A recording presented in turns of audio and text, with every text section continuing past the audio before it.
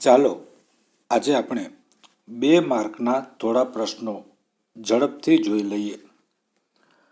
પ્રશ્નો તમે લખી લેજો અને જવાબને તમારે સાંભળવાના છે. તો ચાલો જોઈ લઈએ 2 માર્કના પ્રશ્નો. પ્રકરણ નંબર 4, દ્વિમુખી શાસન પદ્ધતિ વિશે નોંધ લખો. દ્વિમુખી શાસન પદ્ધતિ એટલે 2 પ્રકારની શાસન પદ્ધતિ. ઈસવીસન 1757માં પ્લાસીના યુદ્ધમાં અને પછી 1764ના બક્સરના યુદ્ધ પછી અંગ્રેજ કંપનીએ દીવાની અધિકાર પ્રાપ્ત કર્યો. દીવાની અધિકાર એટલે મહેસૂલ ઉઘરાવવાનો અધિકાર. મહેસૂલ એટલે રૂપિયા. કરવેરા ઉઘરાવવાની સત્તા અંગ્રેજોના હાથમાં આવી. બંગાળ પ્રાંતમાંથી મહેસૂલ ઉઘરાવવાનું શરૂ પણ કરી દીધું. મહેસૂલમાં બધાના ટેક્સ લેવાનું ચાલુ કરી દીધું. અંગ્રેજ સરકાર પોતે સત્તામાં આવી ગઈ પ્લાસી અને બક્સરના યુદ્ધ પછી. અને વહીવટ બંગાળના નવાબ મીરજાફરને કરવાનો હતો. હવે સરકારે ટેક્સ લેવાનું, અંગ્રેજ સરકારે ટેક્સ લેવાનું ચાલુ કર્યું અને બંગાળના નવાબ મીરજાફરને કીધું કે તમે બધું વહીવટી તંત્ર ચલાવો, પગારને બધું તમે આપો. તો આ કેમ શક્ય બને? મહેસૂલ અંગ્રેજ સરકાર ઉઘરાવે અને પગારને બધું મીરજાફર આપે, એ કેમ બને? આમ નાણાં અંગ્રેજો લઈ જતા હતા અને નાણાં વગર વહીવટ નવાબને કરવાનો હતો. આવી વ્યવસ્થાને ઇતિહાસકારો દ્વિમુખી શાસન પદ્ધતિ તરીકે ઓળખાવે છે. દ્વિશાસન પદ્ધતિની વિશિષ્ટતાઓ. સત્તાનું નિયંત્રણ કંપની પાસે હતું, પરંતુ પ્રશાસનની જવાબદારી, વહીવટની જવાબદારી નવાબ પાસે હતી. બંગાળની પ્રજા માટે આ કઠિન પરિસ્થિતિ હતી, કેમ કે કંપની કે નવાબ કોઈ તેમનું હિત કરનાર ન હતું. કંપની મહેસૂલ ઉઘરાવનાર અધિકારીઓ બંગાળની પ્રજા ઉપર અત્યાચાર કરતા હતા. દ્વિમુખી શાસન પદ્ધતિએ બંગાળનું ભયંકર શોષણ કર્યું અને તેને પરિણામે બંગાળ ગરીબી અને બેહાલીનો ભોગ બન્યો. દ્વિમુખી શાસન પદ્ધતિમાં કંપનીના શાસકોને ફક્ત જમીન મહેસૂલ ઉઘરાવવામાં જ રસ હતો. તેમને જમીનની ફળદ્રુપતા વધારવામાં કે ખેડૂતોની મુશ્કેલીઓ હલ કરવામાં કોઈ જ રસ ન હતો. આથી આ પદ્ધતિએ બંગાળમાં ખેડૂતોનું ભયંકર શોષણ કર્યું અને બંગાળની સમગ્ર પ્રજા ગરીબી અને બેહાલીનો ભોગ બની ગઈ. વિલિયમ બેન્ટિકના ન્યાય વિષયક સુધારાઓ જણાવો. બ્રિટિશ ઈસ્ટ ઇન્ડિયા કંપનીના ભારતના શાસન માટે ગવર્નર જનરલ તરીકે વિલિયમ બેન્ટિક 1828માં સત્તા ઉપર સ્થાન ઉપર આવ્યા અને 4 વર્ષ સુધી તેણે ભારતમાં શાસન કર્યું. વિલિયમ બેન્ટિકે ફરતી અદાલતો બંધ કરાવી. કંપનીના વિસ્તારમાં વધારો હોવાને કારણે 3 મુખ્ય શહેરોમાં હાઈકોર્ટની સ્થાપના કરવામાં આવી. તેણે અપરાધીઓને કરવામાં આવતા ભારે દંડ અને કોરડા ફટકારવાની સજા બંધ કરાવી. તેણે નાયબ ન્યાયાધીશની જગ્યા પર ભારતીયોને નિમણૂક આપવાની પ્રથા શરૂ કરી તથા ન્યાયાલયોમાં પ્રાંતીય ભાષાનો ઉપયોગ શરૂ કરાવ્યો. પ્રાંતીય એટલે સ્થાનિક ભાષા, એનો પણ ઉપયોગ શરૂ કરાવ્યો. પહેલાં ખાલી અંગ્રેજી ચાલતું હતું, હવે સ્થાનિક ભાષા પણ ઉપયોગમાં લેવામાં આવી.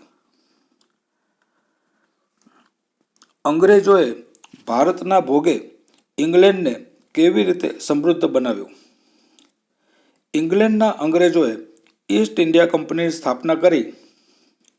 ઇંગ્લેન્ડની રાણી એલિઝાબેથની પરવાનગી મળતા અંગ્રેજોએ ભારતમાં વેપાર કરવાની શરૂઆત કરી. આ સમયમાં ઇંગ્લેન્ડની આર્થિક સ્થિતિ નબળી હતી. અંગ્રેજોએ ભારતની આર્થિક સ્થિતિનો વધુમાં વધુ લાભ ઉઠાવી વેપાર પર ધ્યાન કેન્દ્રિત કર્યું. ભારતમાં બનતો કાચો માલ સસ્તા ભાવે લઈ જઈ ઇંગ્લેન્ડના કારખાનાઓમાં ઉપયોગી ચીજવસ્તુઓ બનાવી. મોંઘા ભાવે ભારતમાં વેચાણ કર્યું.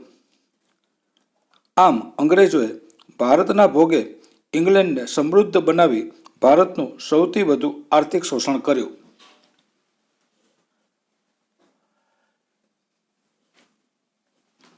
આગળ જોઈ લઈએ.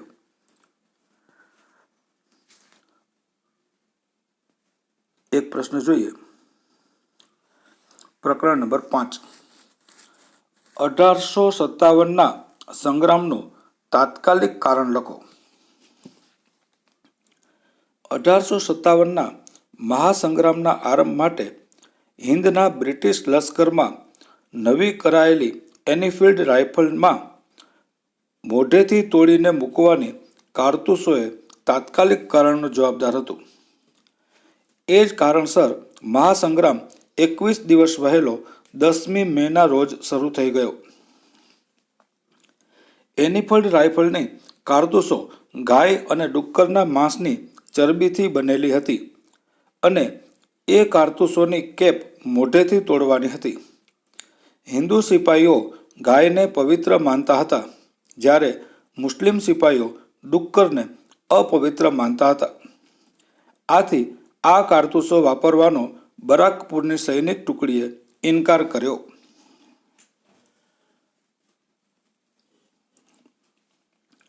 ફરીથી વાંચું છું. 1857ના સંગ્રામનું તાત્કાલિક કારણ લખો. 1857ના મહાસંગ્રામના આરંભ માટે હિંદમાં બ્રિટિશ લશ્કરમાં નવી દાખલ કરાયેલી એનફિલ્ડ રાઇફલમાં મોઢેથી તોડીને મૂકવાની કારતૂસોએ તાત્કાલિક કારણ જવાબદાર હતું.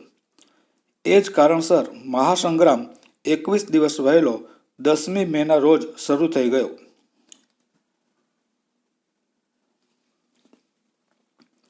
એનફિલ્ડ રાઇફલની કારતૂસો ગાય અને ડુક્કરના માંસની ચરબીથી બનેલી હતી અને એ કારતૂસોની કેપ મોઢેથી તોડવાની હતી. હિન્દુ સિપાહીઓ ગાયને પવિત્ર માનતા હતા, જ્યારે મુસ્લિમ સિપાહીઓ ડુક્કરને અપવિત્ર પ્રાણી માનતા હતા. આથી આ કારતૂસો વાપરવાનો બરાકપુરની સૈનિક ટુકડીએ ઇનકાર કર્યો. મંગળ પાંડે 1857ના વિપ્લવનો પ્રથમ શહીદ બન્યો, સમજાવો.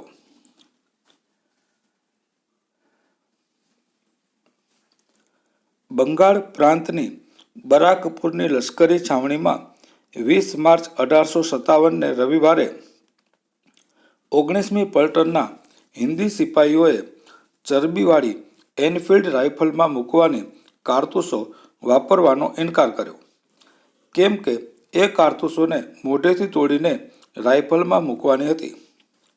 કારતૂસો ઉપર ગાય અને ડુક્કરની ચરબી લગાડેલી હતી તેવી વાત હિન્દી લશ્કરમાં પ્રસરેલી.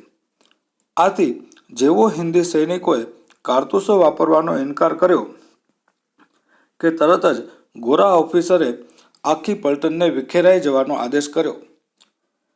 આ ઓર્ડર સાંભળીને 34મી પલટનનો સિપાહી મંગળ પાંડે તરત જ આગળ વધ્યો. અમલદારોએ મંગળ પાંડેની ધરપકડ કરી.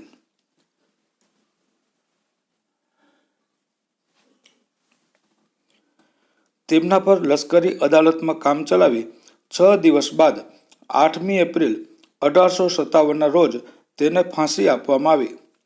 આમ મંગળ પાંડે આપણા સ્વાતંત્ર્ય સંગ્રામનો પ્રથમ શહીદ બન્યો.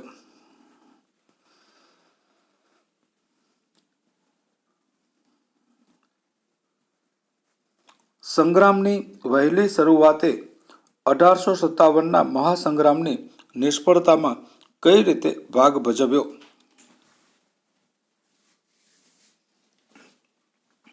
નિશ્ચિત તારીખ કરતાં 1857ના મહાસંગ્રામની શરૂઆત વહેલી થઈ. આથી પણ સંગ્રામના ધ્યેયને ભારે નુકસાન પહોંચ્યું. સંગ્રામની તારીખ 31મી મે 1857 નક્કી કરેલી, પરંતુ મંગળ પાંડેને હાથે તેનો 29મી માર્ચને રવિવારના રોજ આકસ્મિક રીતે પ્રારંભ થઈ ગયો. આથી 2 મહિના પહેલાં જ સંગ્રામકારી યોજનાઓની ખુલ્લી પડી ગઈ. તેથી અંગ્રેજો સાવચેત બની ગયા. વળી વાસ્તવમાં મહાસંગ્રામ 21 દિવસ અગાઉ એટલે કે 10મી મે શરૂ થઈ જતા સંગ્રામમાં જોડાનાર સૌને સંદેશો પણ પહોંચી શક્યો નહીં. આથી અંગ્રેજોને એ સંગ્રામમાં લશ્કરો મોકલી દબાવી દેવામાં સારી એવી અનુકૂળતા અને સમય મળ્યા. આથી 1857નો મહાસંગ્રામ નિષ્ફળ ગયો.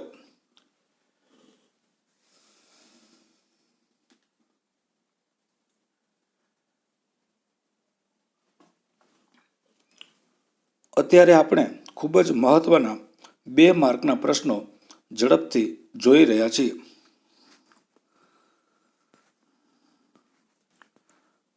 પ્રકરણ નંબર 7.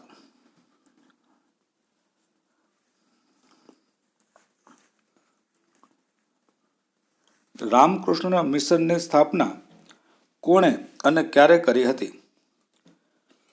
રામકૃષ્ણ મિશનની સ્થાપના ઈસવીસન 1880 પછી સ્વામી વિવેકાનંદે કરી હતી.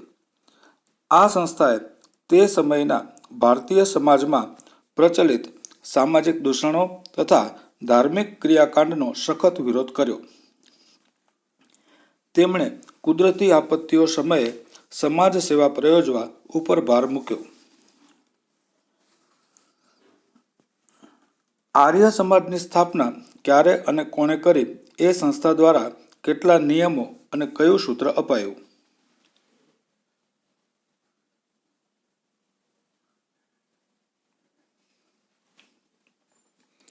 આર્ય સમાજની સ્થાપના સ્વામી દયાનંદ સરસ્વતીએ મુંબઈમાં ઈસવીસન 1875માં કરી.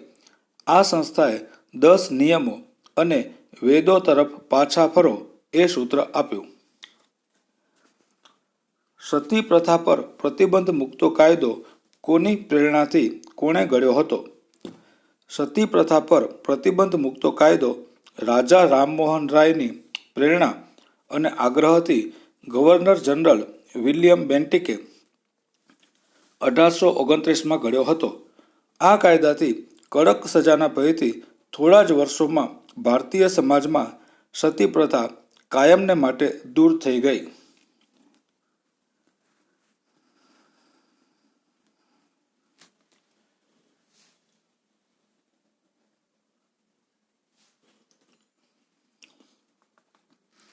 એક પ્રશ્ન હજી જોઈએ આપણે. અત્યારે આપણે ખૂબ જ મહત્વના પ્રશ્નો કરી રહ્યા છીએ.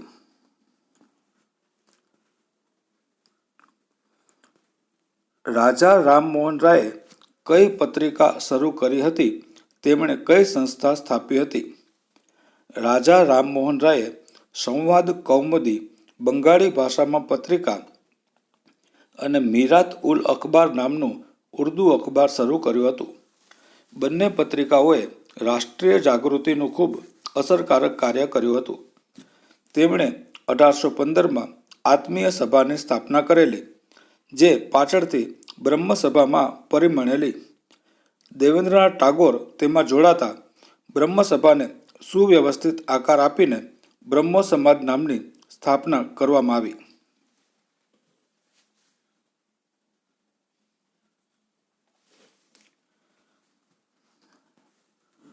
રાજા રામમોહન રાયને રાજાની પદવી કોણે આપી હતી?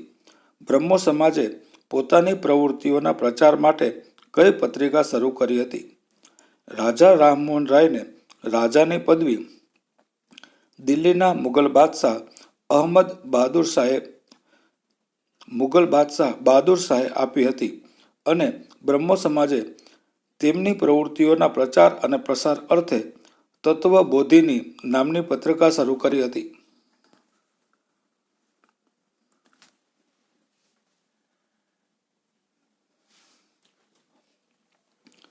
જ્યોતિરાવ ફૂલેનો જન્મ ક્યારે અને કયા પરિવારમાં થયો હતો? તેમને કોણે ન્યાય આપવાનો પ્રયત્ન કર્યો? જ્યોતિરાવ ફૂલેનો જન્મ એક માળી પરિવારમાં 1827માં થયો હતો. તેમણે દલિતો અને સ્ત્રીઓના પ્રશ્નો હલ કરવાનો પ્રયત્ન કર્યો. તેમણે દલિતોને ન્યાય તથા આત્મસન્માન અપાવવા અને કન્યા કેળવણી માટે પ્રયત્નો શરૂ કર્યા હતા. ચાલો આ વિડીયોમાં આપણે કેટલા મહત્વના પ્રશ્નો જોયા એ જરા નજર કરી લઈએ.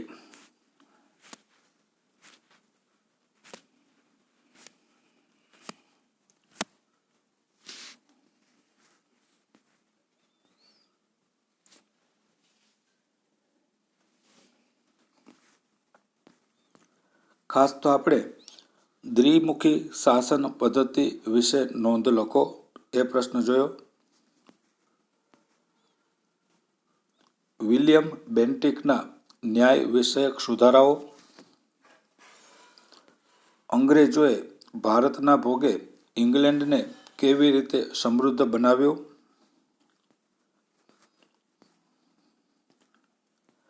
1857ના સંગ્રામનું તાત્કાલિક કારણ લખો.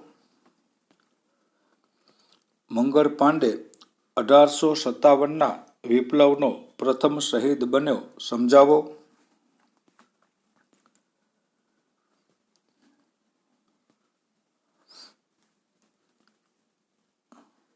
સંગ્રામની વહેલી શરૂઆતે 1857ના મહાસંગ્રામની નિષ્ફળતામાં કઈ રીતે ભાગ ભજવ્યો.